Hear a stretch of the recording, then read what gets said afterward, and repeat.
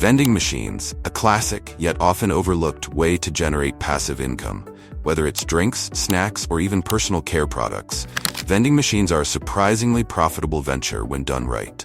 In today's video, we'll break down how you can create a stream of passive income with vending machines, step by step. So why vending machines?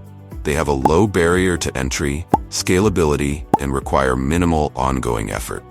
With just a few machines, you can create a solid stream of passive income that works for you 24/7.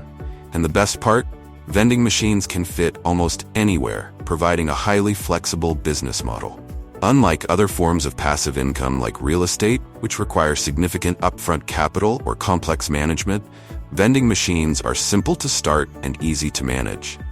Once you get a good location and the right products, the machines essentially do all the work for you. And as your portfolio grows, so does your revenue. Scalability is also a key advantage of vending machines. You can start with one machine and expand as you see fit. Whether you're looking to add another machine to an office space or gym, or perhaps enter a new niche with healthier options in schools, vending machines offer nearly unlimited growth potential. Step 1. Choosing your niche. The first step is deciding what your vending machines will sell. While snacks and drinks are the most common options, there's potential to make more with niche products. Think healthy snacks, personal care items, or even high-end electronics. The key is knowing your audience and tailoring your product offerings to match the location. If you're placing a machine in a gym, for instance, healthy snacks like protein bars, bottled water, and electrolyte drinks will likely sell better than sugary snacks. On the other hand, a machine in an office building may do well with coffee, energy drinks, and snack foods like chips or candy. Some operators have even experimented with niche products like tech gadgets in airports or beauty products in restrooms. This could set your vending machine apart from competitors and give you access to higher profit margins. But remember, the more niche your products, the more research you'll need to ensure there's demand. Market research is crucial here. Understanding the demographics of the area where you'll place your machine can help inform what products to stock. Think about foot traffic, the needs of your audience, and trends in the market. Step 2. Researching the best locations. Location is everything in the vending machine business. High-traffic areas like schools, office buildings, gyms, and hospitals are ideal. The more foot traffic, the higher your sales potential. Always do your homework on potential locations before placing a machine, and consider factors like the type of audience and competition in the area. When researching locations, talk to the property owners or managers. Are there vending machines already on site? If so, what are they selling, and how successful are they? Sometimes existing vending machines may signal a saturated market, while in other cases, it's proof that a vending machine can thrive there. Don't underestimate locations like apartment complexes, laundromats, or even car repair shops. These are places where people often spend extended periods of time, providing an opportunity to capture their attention and their money. Also, consider non-traditional locations. Some operators have had success placing vending machines in places like pet stores, selling pet treats and toys. The options are endless, but location analysis is critical. Now let's look at a real-world example. Jane started with a single vending machine at a gym. Within 2 years, she expanded to 15 machines across schools, offices, and apartment complexes.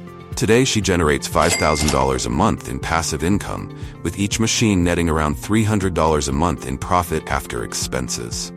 Step 3. Negotiating your locations. Once you've identified your ideal locations, the next step is securing permission. Contact property owners or managers to negotiate placing your machine. In most cases, you'll offer them a percentage of sales, typically between 5% and 20%, depending on the location's value. Make sure you have a clear understanding of what the property owner wants in return for allowing your machine on their premises. This could be a percentage of sales or a flat monthly rental fee. Negotiating the right terms is key to maximizing your profits. Having a formal agreement in place that outlines responsibilities, like who handles repairs, who restocks the machine, and how often sales will be reported, can prevent misunderstandings down the road. Be sure to track everything and keep detailed records of sales and commission payments. Step 4. How to source your machines. Once you've nailed down your location and decided what to sell, the next step is sourcing your vending machines. There are several options, depending on your budget and whether you want to start with new or used machines. Option 1. Buying new vending machines. New vending machines come with modern features like card readers, digital tracking, and even remote monitoring. These machines offer the latest technology and require less maintenance. You can find new vending machines from several manufacturers and distributors. Some machines even have features that allow you to track sales in real time via an app, so you can know exactly when restocking is needed. These tools can save you a lot of time and effort by allowing you to focus on high-demand products and keep your machines fully stocked. Alternatively, you can start with used vending machines to keep costs down. While these machines may not have the latest features, they are often significantly cheaper and can still generate good returns. Be sure to inspect used machines thoroughly before purchasing and make sure they're in good working condition. If you're looking to scale up quickly but have limited capital, used vending machines might be the way to go. Just keep in mind that older machines may require more maintenance, and customers today expect features like credit card or mobile payment options, so make sure the machines you buy can be upgraded. If you're not ready to invest up front, leasing is your third option. Leasing a vending machine allows you to pay a lower monthly fee without purchasing outright. This is a great option if you're testing a new location or want to minimize initial capital expenditure. Step 5. Stocking and pricing your machines. Once you've purchased or leased your machines, the next step is stocking them with products that match your location's needs. You can start small with a single machine, but as you grow, sourcing products in bulk from wholesale suppliers will maximize your profit margins. Bulk buying is crucial to vending machine profitability. You can often find great deals by working directly with wholesale distributors or using warehouse clubs like Costco. Buying in bulk reduces your per-item cost, increasing your profit margin. Don't forget about expiration dates, especially if you're selling perishable items like drinks or snacks. The last thing you want is to have to throw away unsold items because they've expired. Keep a close eye on stock rotation to avoid this. Step 6. Setting your prices. Pricing your products correctly is essential. You need to strike a balance between affordability for customers and maintaining a healthy profit margin for yourself. Typically, snacks and drinks are marked up 50% to 100%, depending on the location and product type. Test your pricing in different locations to find the sweet spot. In high-traffic areas, you may be able to charge more for the same products, while in other places, slightly lower prices could result in higher sales volume, boosting your overall profits. Step 7. Tracking sales and optimizing performance. Modern vending machines offer digital tracking, allowing you to monitor sales and inventory remotely. With this data, you can identify your best-selling products and adjust your offerings based on demand. Optimization is key to maximizing passive income. You'll also want to analyze your sales data regularly to see which products are selling fast and which ones aren't moving. This will help you fine-tune your product selection and ensure that your machines are stocked with high-demand items. Step 8. Maintenance and minimizing downtime. To keep your machines generating passive income, maintenance is crucial.